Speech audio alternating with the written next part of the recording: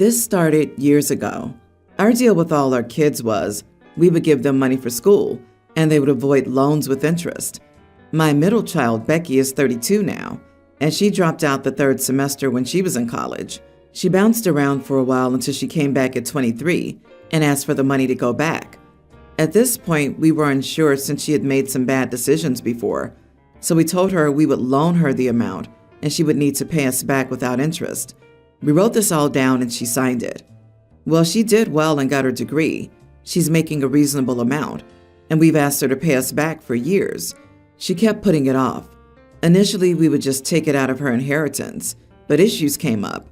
My husband's not doing well and needs medical help. The bills are stacking up. We've talked to her so many times, asking her to help us and just pay us back. It's about $100K. If we got it back, we could stay afloat. Even getting $1,000 a month with a payment plan will solve some issues. We had another conversation, and she said she was not paying it back. She just bought a home, and she needs to save. At this point, I got a consultation with a lawyer, and I have a really strong case of winning. Am I the idiot for suing my child? Just FYI, the relationship is already destroyed in my eyes, since she lied and won't help us at all. Edit. Since it was unclear, we paid for everyone's first round of college. She agreed to the loan when she wanted to go back, and we didn't want to waste another $50K if she dropped out again. Her credits were not transferable due to poor grades. She's paying us back for her second time at college. The timeline was supposed to start around 3 years ago. That's why the lawyer thinks we have a strong case, because she didn't begin when a contract asked and bought a home, showing she has the funds to do this. Not to mention all written documentation about it. Not the idiot. Yes, she's your child, but she's not a little girl. She's a grown woman. Her father is sick, and she can't even find it in her heart to give you money, or even just a payment each month. Yeah, sue her. The only issue I'd see here is that you have to pay more for a lawyer, which can be quite expensive. You will lose the relationship with her, but frankly, her keeping and not paying back a $100K loan and seemingly not offering any help while her father is sick tells me that there is no relationship. At least that's how your daughter thinks. Exactly. Your daughter took out a loan from you, signed paperwork indicating that it was an interest-free loan, and then decided not to repay it, betting she felt like you wouldn't expect her to because, daughter? She owes you money. And it's not some piddly amount. It's $100K. The bank would not be so understanding. Do you have a case? Absolutely. If you want to burn that bridge for the rest of your life, go for it. I think you're the idiot for doing this to your kid, but she's an idiot for not paying it back when she knew what the deal was going into it. So everyone's the idiot here. It will end your relationship. You need to be aware of that. You also need to be realistic about what you get out of her. I'm sure she doesn't have $100K in cash to pay you, and you'll be financially hurting her future significantly to both hire a lawyer and pay you back. And if she ever has kids, you'll never ever see them. If that's okay with you, then go for the lawsuit. But I still think both of you are idiots in this situation. They're idiots for supporting their child to the point it financially crippled them to get her to a good, steady place in life, and expecting agreed-upon payment for the second time they paid for her school? Man, that's entitled as heck to say. OP, you're not doing this to be mean or vicious. You're doing this because you're in a position where you need the money now, and she's proven untrustworthy. After she figures out about the case, she may try to make a deal with you for the sake of family. Please stick to your guns. Your daughter wasn't thinking of family when she told you she couldn't give you anything because she needed to save. She's had years to start paying you back and hasn't sent a dime. I'm 22 male, a recent grad currently looking for a job. Not gonna lie, it's been tough as crap. So in the meantime, I've been working in the trades for my uncle part-time. My mom offered to ask around at her work if there were any positions open for me, and they offered me an interview for the same role as her. It's a basic data entry job with some customer service related stuff. I prepped for the interview, probably more than I should have, because it's where my mom was employed. Therefore, I really wanted to make a good impression. It was with her manager and a team lead. My mom had some really nice things to say about her manager, saying she was nice and how amazing it is to work with her. Not so much the team lead, who she said is a bit of an idiot. It was through Zoom and I joined the call about 30 minutes early. To start, both of them joined 30 minutes after the time they said the interview would start, for which they did apologize. No pleasantries or small talk at all. They just asked me the first question, related to the role off the bat. And 30 seconds into speaking, my mom's manager looked at her phone and started clicking away on it. Only the team lead was paying attention to me now, and it threw me off, but I kept talking. By the third question, I asked if everything was okay, and she looked up for a split second. The team lead told me not to focus on that and to focus on the task at hand. I wasn't even finished speaking for the third question before he cut me off. Then he asked me to pretend like we were simulating a call where he would be the client and I would be the employee. I knew as soon as we started the conversation that he was making this into some pathetic joke for himself when he pretended to be some absolute idiot, frail old man who didn't know how computers worked at all, asking me questions that were basically trying to set me up to fail, even though the people they were dealing with are competent corporate workers using the company's web application. I said word for word, "You know what, guys? Obviously, I caught you at a bad time. You can't even give me the time to look away from your phone, and you know that I would never deal with a client like this. I'm just gonna hang up." This was by far the most pathetic interview I've ever been in, and I hope next time you guys don't want to take an interview from a referral, you should just say so. I don't think I've ever gotten that angry during an interview. I record all my interviews just for myself to learn from and review. When my mom asked me how it went, I showed her, and I thought she'd take my side. But she got angry, saying that this is her place of work, and I shouldn't have spoken to her boss that way. Regardless of how bad the interview was, I need to let go of my ego and emotions and suck it up. What the heck? I swear, I feel that my response was warranted. But then again, she is right. She has to work there. And maybe I did mess up her relationship with her boss. Am I the idiot? Wow, of course you're the idiot. As much as the interview might have not been ideal for you, you absolutely need to be professional at all times. You 100% let your ego and emotions take over. Working World 101, never burn a bridge. In this situation, your mom vouched for you and helped set up an interview. You've made her look bad, and being rude on the call, regardless of the interviewer being rude, could have strained that working relationship between your mom and them. Treat this as a learning curve. The people they're dealing with are competent corporate workers using the company web application. A million IT support workers just laughed. The idea that competent corporate workers wouldn't have the dumbest questions is laughable. OP, you need a serious reality check. Your poor mom. Not the idiot. Everyone here seems to think an interview is a one-way performance where you grovel for the privilege of making other people money. But it's not. Just as much as it's an opportunity for them to see if they want you to work for them, it's one for you to vet the company. If you were even 10 minutes late, you probably wouldn't get that job regardless of the interview. You would not have gotten the job if you were on your phone and distracted while they were talking. They failed as soon as they were 30 minutes late, with no heads up, and then didn't pay attention. Do not work with companies that cannot even show basic courtesy in the interview, because they surely won't show it when you actually work for them, and they hold power over you. The only reason that what you did was a problem is because it might impact your mom's job. 10 years ago, I caught my dear spouse cheating on me. Dear spouse said they didn't want a divorce and still loved me, but didn't find me attractive anymore and wanted an open marriage. Not having any family support aside from my dear spouse, not having a job good enough to support myself financially, and already having terrible self-esteem, I agreed. Since then, my dear spouse has had 3 other partners that I'm aware of. One was an ongoing affair that lasted more than 2 years, and I've had none. Not long ago, my dear spouse was bragging to some friends about the situation. From what I'm told, he was making fun of me for being so weak and spineless that I'd let him sleep around. One of these friends came to me and offered that if I was interested in taking advantage of the open marriage, they were definitely interested.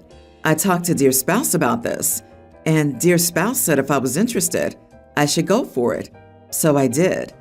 Now dear spouse is mad at me, says I cheated.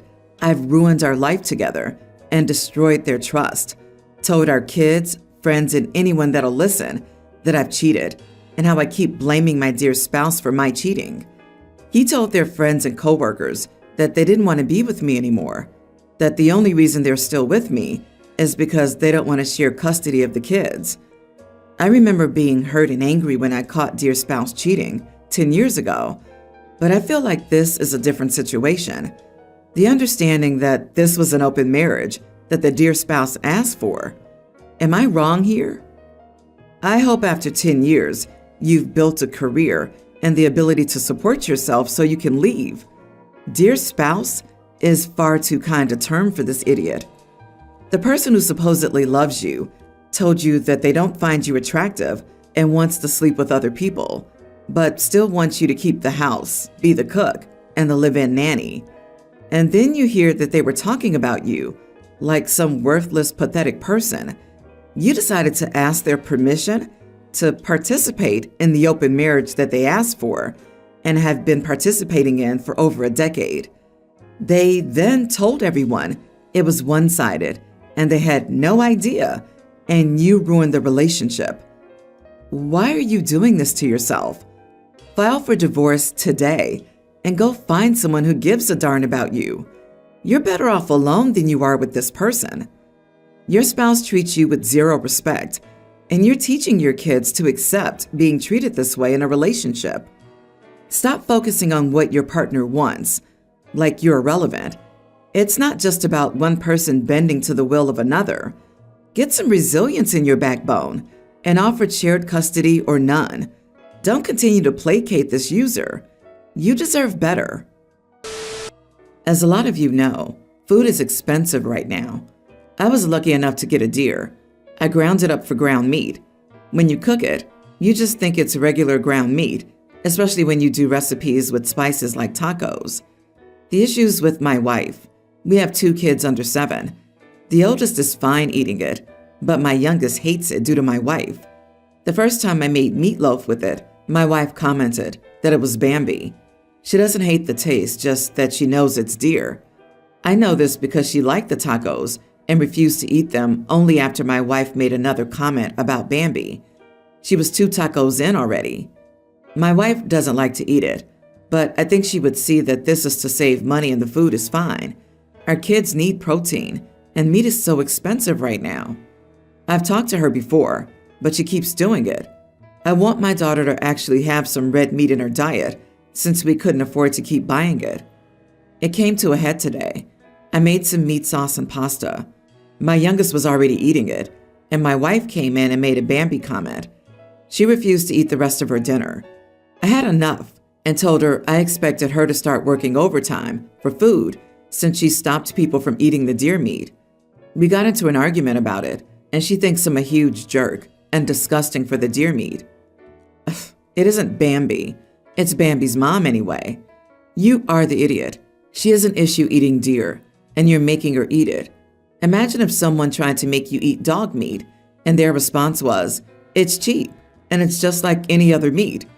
You might say it's not rational, but there's a lot of stuff we do in our lives based on emotion, you included. I don't know what her deer attachment is, but it doesn't really matter. Surely there's something else you can do to save money that doesn't upset your wife. I disagree. OP's not the idiot, and given the fact that there isn't an issue when it's not known that the meat is venison, it indicates that the issue's with your wife. For some reason, she finds it funny or humorous to make these sick jokes at you and your child's expense. Your wife needs to grow up.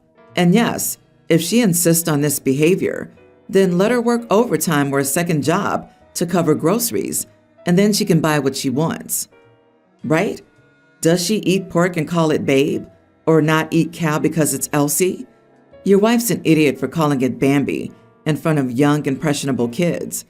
They form ideas from the parents, and this undermines your efforts to feed the family. You're doing what you can to feed your family, and your wife is doing sabotage. I'd ask her to keep her slick comments to herself and come up with a plan. If your wife wants beef or other meat, she can stop whining and provide it herself. Complaining about venison and behaving like it's a you problem instead of getting what she wants with her paycheck is idiotic behavior. My 23 female, mom 50, recently passed in an accident. A few weeks ago, I got a letter from a lawyer saying I was given a house and some money, low six-figure US dollars, in my mom's stead. When my dad passed away when I was 15, my mom and I moved. We managed to buy the smallest house in a nice neighborhood. Our next-door neighbor was Ella, now 62, who lived alone. She was divorced, and her 2 children lived several hours away. Ella and my mom were fast friends, and they worked in the same building until Ella's retirement, different companies. I knew they hung out often, though I was usually busy with my things. I often played the errand girl, dropping and picking things up between our houses. Ella's children visited every New Year, and they were cordial with us. I got a university scholarship overseas, and since then didn't visit much. I learned that Ella's health was bad, and she was often in and out of the hospital. I took a break from grad school and visited my mom in November. She got into a car accident a week after I got back. She clung to life for several days before leaving me forever. I'm still grieving even as I have to settle all her affairs. I'm her only relative, so naturally, I inherited all she had. I also learned Ella passed away a few days before my mom was in the hospital. Ella's lawyer reached out to me, saying Ella had left the house she lived in and money for my mom in her will. Her children got her other properties and more money. Because my mom passed, as her next of kin, I'm to inherit Ella's house and money. Ella's children reached out to me. They said though I have the right to the inheritance, I should relinquish it because I'm almost nothing to Ella. They're okay with my mom receiving the inheritance because she had been an active part of Ella's life. They said I'd be greedy if I decided to take the inheritance. I think back to all the nice things my mom did for Ella over the years. Ella would want my mom to live a comfortable life, and I'm sure my mom would want that money allotted for her to help take care of me. Still, I wonder if I'm an idiot for receiving the inheritance intended for my mom just because I'm next of kin with no particular connection to Ella herself. Not the idiot. It's intended for your mom. There's no way the money will ever return to Ella's children after your mom takes her share, so it's not like they lose out. My condolences for her passing, and please use the money to live a happy life like your mom intends for you. Ella, in her mind, already intended to give that to your mom, OP. So while legally it had been Ella's till she had passed, I'm sure Ella would also understand that when she passed, reasonably, your mother would more than likely give her assets to you.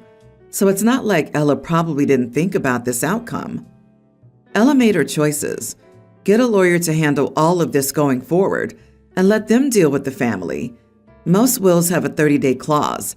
Beneficiaries have to survive 30 days after the death of the deceased before they can inherit. So get that looked into. Expect a legal challenge.